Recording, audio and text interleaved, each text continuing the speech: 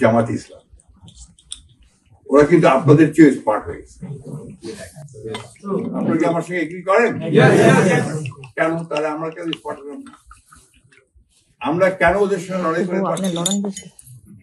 এই জায়গাটার কারণ হচ্ছে যে আমরা টেকনোলজিতে পিছিয়ে গেছি, আমরা ডিভাইসে পিছিয়ে গেছি, আমরা নলেজ বেস দল তৈরি করতে পারিনি এখন পর্যন্ত। আমার দলকে তৈরি করতে নলেজ বেস। আজকে দেখেন সিরিয়াতে বিপ্লব হয়ে গেল না, একই কারণ, সিরিয়াতে সোশ্যাল মিডিয়া দিয়ে বিপ্লব হয়েছে। এর আগে আপনার বসন্ত, আরব বসন্ত হয়ে গেল, সে আরব বসন্ত কিন্তু একইভাবে আপনার ওই সোশ্যাল মিডিয়া দিয়ে হয়েছিল। এবার বাংলাদেশে যেটা হয়েছে সেটাও কিন্তু এই সোশ্যাল মিডিয়া দিয়ে হয়েছে। ছাত্ররা তারা সবাই সোশ্যাল মিডিয়া ইউজ করেছে,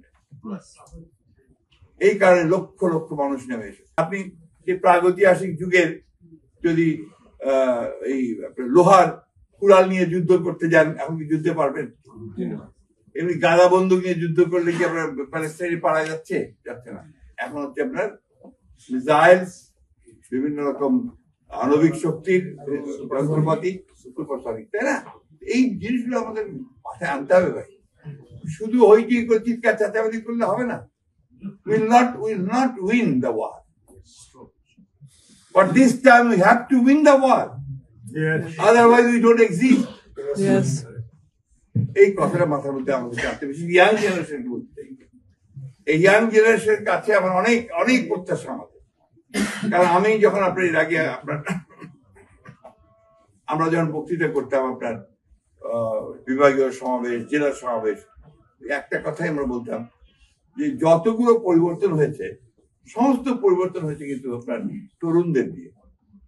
সেই ভাষা আন্দোলন থেকে শুরু করেন, সব সময় ছাত্র যুবকের এই আন্দোলন পরিবর্তন।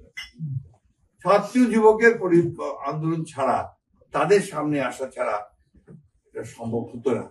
আজকে ছাত্ররা এসছে সামনে, আমাদের জনতা এসছে সামনে, বুকের রক্তটার সামনে গিয়ে ঢেলে দিয়েছে, তারপরে এটা হয়েছে। তারপরে হাসিনা পালিয়েছে, তাই না? তাহলে কি হাসিনা পালাতো?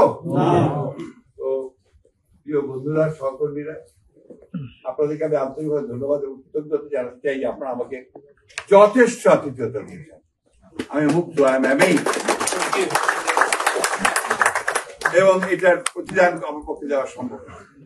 আমি আরো বেশি মুগ্ধ এই জন্যে যে আমাদের ভারপ্রাপ্ত চেয়ারম্যান মহোদয়, উনি যেহেতু লন্ডনে আছেন, উনি আপনাদের সামনে বলতে আমার এত কিন্তু দ্বিধা নেই, উনি প্রতি মুহূর্তে আমার খোঁজ নিয়ে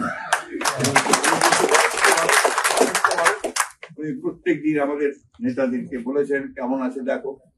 কালকে রাত থেকে আপনার আমি যে জায়গায় আছি সেই জায়গায় আপনার হিটিং সিস্টেমটা নষ্ট হয়ে গেছে। আজকে সকালে উনি ওনার বাসা থেকে হিটার পাঠিয়ে আমি আপনারা সবাই দোয়া করবেন আমি যেন সারাটা আমার বাকি জীবন যদি বেঁচে আছি আমি যেন বিএনপির কাজ করতে পারি, আমি যেন লয়াল টু মাই লিডার্স এবং খালেদা জিয়া এবং তার এবং মানুষকে ঐক্যবদ্ধ করার চেষ্টা করতে পারি। আমি আল্লাহর কাছে আল্লাহ অনেক মেহেরবান, আল্লাহ এত মেহেরবান যে দেখেন আজকে দেশনেত্রী বেগম খালেদা জিয়া মুক্ত।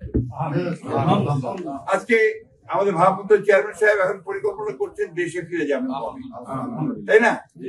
আমরা আজকে অন্তত দেশে আপনার রাত্রে ঘুমাতে পারি মানে নির্ভয়, ঠিক তো? এইটা আল্লাহ দিয়েছে। অবশ্য আমরা চেষ্টা করেছি, আপনারা চেষ্টা করেছেন, এবং আমাদের যুক্তরাজ্য বিএনপি হিসেবে আপনারা যেটা বলেছেন অতিরিক্ত দাবি করেননি, যে আপনারা সবচেয়ে বেশি ভূমিকা পালন করেছেন, আনপ্রেসিডেন্টেড। ধন্যবাদ জানাই। আবারও শেষ করব একটা অনুরোধ জানিয়ে যে আপনারা আবারও যুদ্ধটা শুরু করেন। যে আমরা ভারতের পদানত হয়ে থাকতে চাই, আমরা মাথা উঁচু করে দাঁড়িয়ে থাকতে চাই।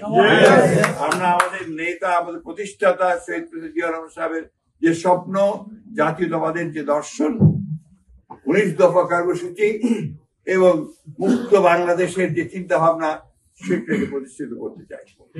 দেশনেত্রী বেগম খালেদা জিয়া যে পথে এগিয়েছেন, গণতন্ত্র গণতন্ত্র সেই পথে আমরা যেতে চাই। আর আমাদের তরুণ নেতা তারেক রহমান সাহেব আমাদেরকে যে নতুন বাংলাদেশের স্বপ্ন দেখাচ্ছেন 31 দফা দিয়ে, সেটাকে বাস্তবায়িত করার জন্য আমরা নিজেদেরকে যোগ্য হিসাবে তৈরি করি। That is very important.